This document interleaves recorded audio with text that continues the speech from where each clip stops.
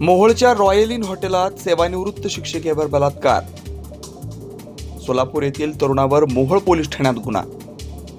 Social मीडियावरून झालेल्या ओळखीतून तरुणानं सेवानिवृत्त शिक्षिकेला लग्नाचं आमिष दाखवून अत्याचार केला. तसेच नोकरी लागणार असल्याचं सांगून लाखो रुपये लाटून फसवणूक केली. हा प्रकार 2019 पासून सुरू होता. हा प्रकार सोलापूर मोहोळ रस्त्यावरील रॉयल इन मोहोळ या हॉटेलात घडलाय.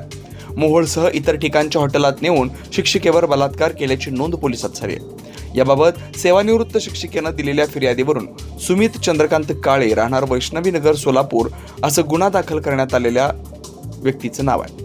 यातील आरोपी आणि शिक्षिका यांची 2019 मध्ये सोशल मीडियाच्या माध्यमातून ओळख झाली. यानंतर त्यांची ओळख वाढल्यानं ते एकमेकांना विविध ठिकाणी भेटत होते.